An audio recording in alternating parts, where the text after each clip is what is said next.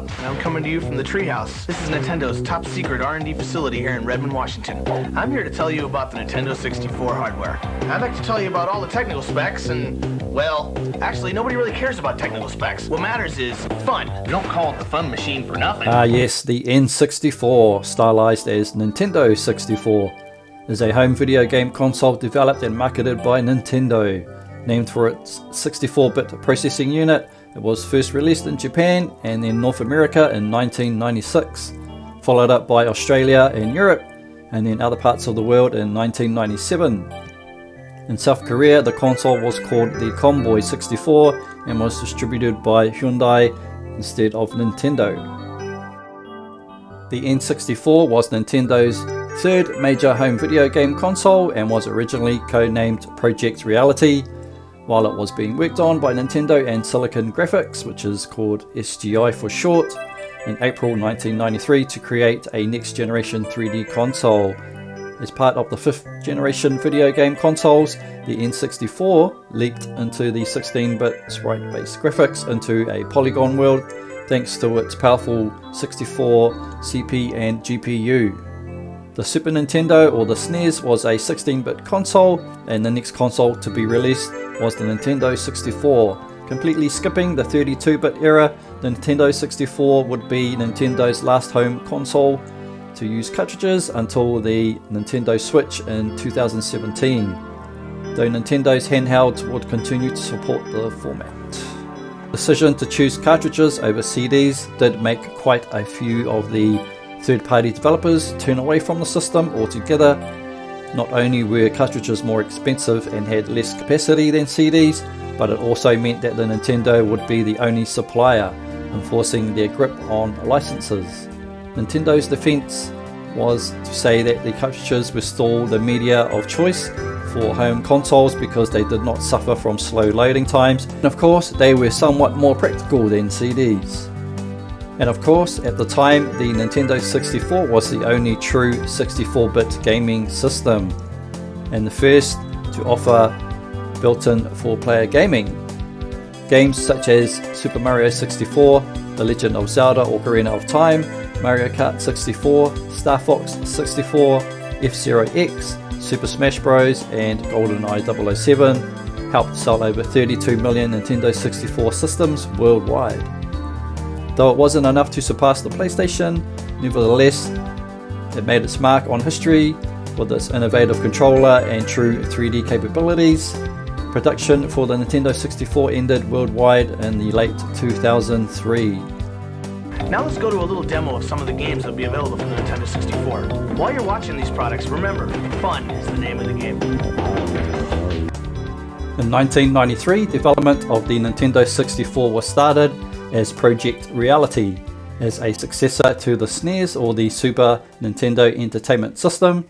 This venture, with the help of Silicon Graphics, was intended to create a graphics processor that would send video games into the 3D realm. Confident that it would appeal to the fans of CGI, especially since CGI heavily moves like The Abyss, Jurassic Park, and Terminator 2 Judgment Day, were becoming increasingly popular, partly because of this new technology. Unlike competing consoles, Nintendo rejected the use of optical discs for their newest console and stuck to the tried and true cartridge route, disappointing both fans and developers due to cartridges at the time having significantly less storage space and greater manufacturing costs. This, combined with Nintendo's draconian reputation for censorship, prompted many third-party developers to abandon Nintendo in favor of Sony when the latter company released the disc-based PlayStation, which ironically started out as an add-on for the SNES, or the Super Nintendo Entertainment System, before talks fell through due to its proposed contract giving Sony full rights to the games that would be released for it. It is not entirely known why Nintendo chose to stick with cartridges for the Nintendo 64, though official statements from Nintendo of America cited cartridges having significantly shorter load times than optical discs.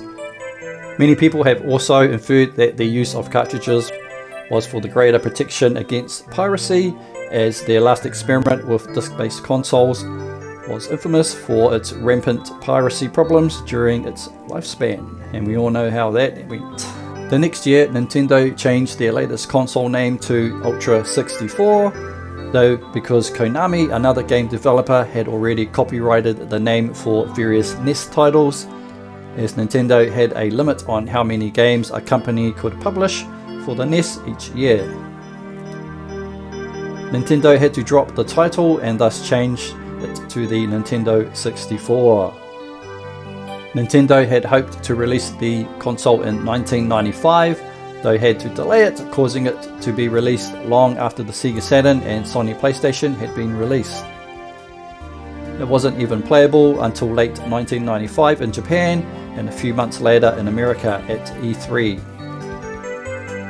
When a small stream of video games were announced for the console compared to that of the PlayStations, Nintendo delivered the ever popular quality versus quantity statement.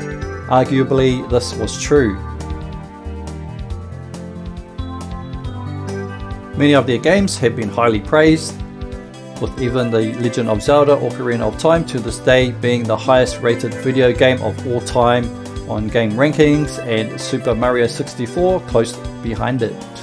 However, the low output of the new titles and the expensive prices of the Nintendo 64 games compared to PlayStation 1's, due to the latter uses of cheaper and larger capacity optical discs, ultimately led to Nintendo losing their lead. Super Mario console market in favour of the launch of the console, prompting Nintendo to switch to optical discs for their next scale, the newest Mario platform video game that set the standard for all the future 3D platformers and, in a sense, the entire action genre.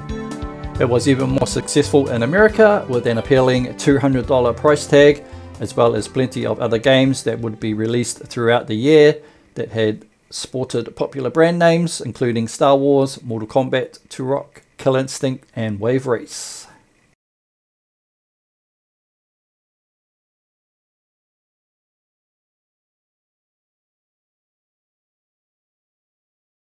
And because of titles such as Super Mario 64, it sold out entirely in America.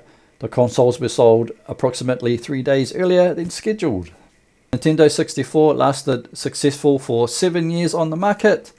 The last game to be released on the system was Tony Hawk's Pro Skater 3 on August 20th, 2002. Production for the system ended on November 30th, 2003, and the last systems were shipped in early 2004. Software sales have ended later that same year. On a personal level, for me, the Nintendo 64 was an awesome console. I mean, they called it the boy toy or the kids console here in Aotearoa, New Zealand, probably because of the no blood and all the censorship they had all over it and all the games. But for me, at the end of the day, this thing was awesome. The first game I had ever seen was Mario 64, obviously running in the Gamesman back in the day. So when I purchased that, I also grabbed Star Wars Shadows of the Empire, and then later on Banjo-Kazooie with the expansion pack. Oh man, it was just crazy. But anyway, that's the end of this video. If you've learnt something today, please like and subscribe. Thank you for watching.